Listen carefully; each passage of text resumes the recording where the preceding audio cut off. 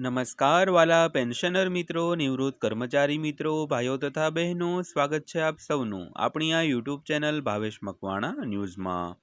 તો પેન્શનર મિત્રો, આજના વિડીયોની અંદર આપણે ચર્ચા કરીશું પેન્શનરોના બાકી 18 મહિનાના ડીએ એરિયર્સને લઈને નાણાં મંત્રાલયે આપ્યા છે કડક આદેશ। તો પેન્શનરો માટે 100% જરૂરી માહિતી આજના આ વિડીયોમાં આપણે જોવાના છીએ। તો આજનો આ વિડીયો તમે ખાસ કરીને અંત સુધી જોઈ લેજો પેન્શનર મિત્રો। તો સૌથી પહેલા વાત કરીએ તો કેન્દ્ર સરકારના કર્મચારીઓ અને પેન્શન ધારકો ડીએમાં વધારાની સાથે પગાર અને પેન્શન વધારાની આતુરતાથી રાહ જોઈ રહ્યા છે। તો તાજેતરના અહેવાલો સૂચવે છે કે મોદી સરકાર 8મા પગાર પંચ સાથે આગળ વધી રહી છે, જેને કારણે જાન્યુઆરી 2026થી પગાર, પેન્શન અને ડીએ લાભોમાં નોંધપાત્ર વધારો થઈ શકે છે મિત્રો। તો ખાસ કરીને મોદી સરકારની જે કેબિનેટની જે ગ્રુપ છે તે 8મા પગાર પંચ સાથે તેમની જે બનાવેલી સમિતિ છે તે ખૂબ આગળ વધી રહી છે, જેને કારણે જાન્યુઆરી 2026ના માસથી પગાર, પેન્શન અને અન્ય ભથ્થાઓ તેમજ ડીએના લાભોમાં છે તે નોંધપાત્ર વધારો થઈ શકે છે। સાથે સાથે કેન્દ્ર સરકારના કર્મચારીઓ અને પેન્શન ધારકો ડીએમાં વધારાની સાથે પગાર અને પેન્શનમાં વધારાની પણ આતુરતાથી રાહ જોઈ રહ્યા છે મિત્રો। તો આજના વિડીયોની અંદર આપણે વિગતવાર વાત કરવાના છીએ, તો આજનો વિડીયો તમે ખાસ કરીને અંત સુધી જોઈ લેજો। અને હજી સુધી આપણી આ ચેનલ સબસ્ક્રાઈબ ન કરી હોય તો ડેઈલી આવી જ અપડેટો મેળવવા માટે આપણી આ યુટ્યુબ ચેનલ પણ તમે અત્યારે જ સબસ્ક્રાઈબ કરી લેજો પેન્શનર મિત્રો। તો ત્યારબાદ વાત કરીએ તો સરકાર દ્વારા 8મા પગાર પંચની રચનાને મંજૂરી આપવામાં આવી છે।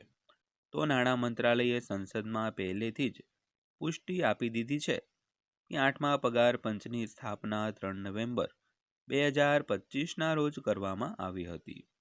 તો ગૃહને સંબોધિત કરતી વખતે નાણાં રાજ્યમંત્રી પંકજ ચૌધરીએ જણાવ્યું હતું કે સમિતિ હાલના પગાર માળખાની સમીક્ષા કરશે અને નિશ્ચિત સમય મર્યાદામાં તેમનો અહેવાલ રજૂ કરશે મિત્રો।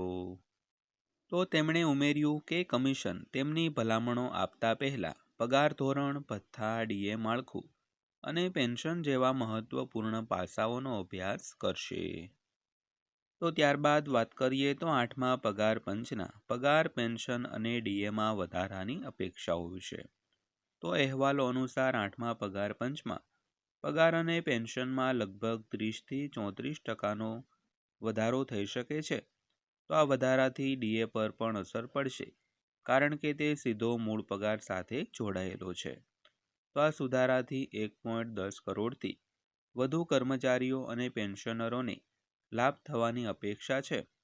તો નિષ્ણાતો માને છે કે પગાર મેટ્રિક્સ અને ફિટમેન્ટ ફેક્ટરમાં ફેરફારથી અગાઉના પગાર પંચની તુલનામાં વધુ અથવા તો ઓછો અને ઓછામાં ઓછો સમાન વધારો છે તે થઈ શકે છે મિત્રો।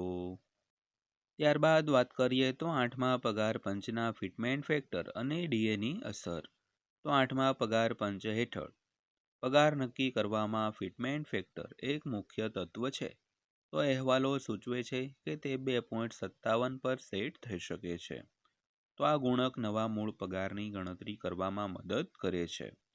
તો એકવાર મૂળ પગારમાં વધારો થયા પછી ડીએ આપમેળે વધશે, તો સાથે સાથે ઘરભાડા ભથ્થું જેવા અન્ય લાભો પણ વધશે। તો આનો અર્થ એ થયો કે કર્મચારીઓની માસિક આવકમાં નોંધપાત્ર વધારો થશે મિત્રો। ત્યારબાદ વાત કરીએ તો 8મા પગાર પંચની સમયરેખા અને અમલીકરણ તારીખ વિશે। તો 8મા પગાર પંચની રચના નવેમ્બર 2025માં કરવામાં આવી હતી અને તેનો અહેવાલ રજૂ કરવા માટે 18 મહિનાનો સમય આપવામાં આવ્યો છે। તો અંતિમ ભલામણો જૂન 2027 સુધીમાં અપેક્ષિત છે। તો જોકે આ અમલીકરણ 1 જાન્યુઆરી 2026થી અમલમાં આવે તેવી શક્યતા છે। તો આનો અર્થ એ થયો કે કર્મચારીઓ અને પેન્શનરોને સુધારેલા પગાર, પેન્શન અને ડીએ લાભો સાથે બાકી રકમ પણ મળી શકે છે મિત્રો। ત્યારબાદ વાત કરીએ તો કર્મચારીઓ અને પેન્શનરો માટે 8મા પગાર પંચના લાભો વિશે। તો એકવાર અમલમાં આવ્યા પછી 8મા પગાર પંચથી લગભગ 49 લાખ કેન્દ્ર સરકારના કર્મચારીઓ અને 68 લાખ પેન્શનરોને લાભ થવાની અપેક્ષા છે. તો પગાર, પેન્શન અને ડીએ પર સંયુક્ત અસર સાથે આ સુધારો દેશભરના લાખો લોકો માટે મોટી નાણાકીય રાહત અને જીવન ધોરણમાં સુધારો લાવી શકે છે મિત્રો. તો મિત્રો, આ હતી આજની માહિતી પસંદ આવી હોય, વિડીયો સારો લાગ્યો હોય તો વિડીયોને એક લાઇક કરજો અને આવી જ માહિતીઓ રોજે રોજ મેળવવા માટે આપણી આ ચેનલ સબસ્ક્રાઈબ કરી લેજો. તો ફરીવાર પાછા મળીશું એક નવા વિડીયો સાથે, નવી માહિતી સાથે. ત્યાં સુધી સૌને જય હિન્દ, વંદે માતરમ.